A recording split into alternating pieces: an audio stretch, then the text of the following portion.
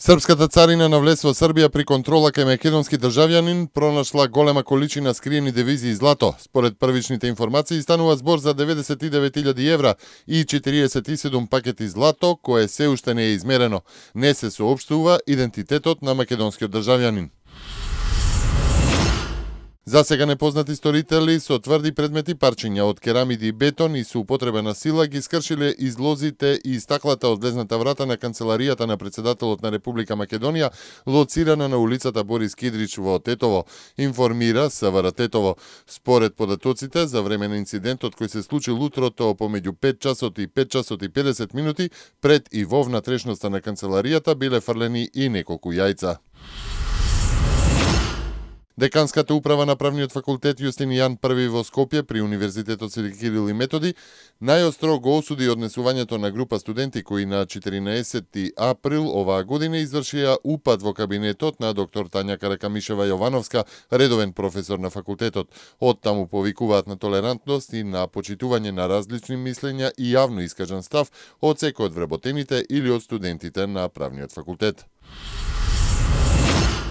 Цените на бензините од ноќеска на полнок се зголемуваат за половина, односно за 1 денар, а цената на евродизелот и екстралесното масло за домаќинство не се менуваат. Според одлуката на Регулаторната комисија за енергетика, малопродажната цена на Евросупер 95 се зголемува за 1 денар и ќе изнесува 62 денари, додека Евросупер 98 поскапува за 0,5 денари и ќе чини 63,50 денари.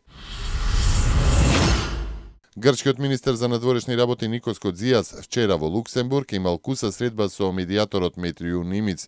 Според грчкото МНР, Кодзијас го информирал Нимиц за размислувањата на грчката влада и за напредокот постигнат во областа на мерките за градење доверба. Нимиц неодамна во интервју за телевизијата Sky во Грција рече дека очекува по изборите во јуни повторно да се создадат услови за решавање на прашањето зимето. Тој истакна дека миграцијската криза го прави уште позначаен моментот за решавање на проблемот, дополнувајќи дека доколку тој беше решен, досега двете земји ќе беа партнери во ЕУ и во НАТО, а бегалскиот проблем ќе беше надминат поефикасно. Евидентно е дека ниту една од земјите не е способна сама да го реши и да се справи со проблемот, вели Томаш Бочек, специјален представник за бегалците и мигрантите, назначен од генералниот секретар на Советот на Европа Торбјорн Јагланд, зборувајќи по посетата на Македонија и Грција на критичните места каде се наоѓаат мигрантите. Се сретнавме со министерот за внатрешни работи, со кој имавме отворен разговор. Евидентно е дека ниту една од земјите не е способна сама да најде решение и да се справи со проблемот. Потребна е европска соработка и изнаоѓање на европско решение. Тоа е пораката и главната точка на нашиот диалог, истакна Ботичек. Железничката пруга кај домени на грчко-македонската граница денеска е деблокирана по 30 дена. Грчката полиција побарала од бегалците да ги отстранат шаторите кои ги имаа поставено на пругата во знак на протест против затворањето на границите. Грчката полиција соопшти дека операцијата е завршена без никакви тензии.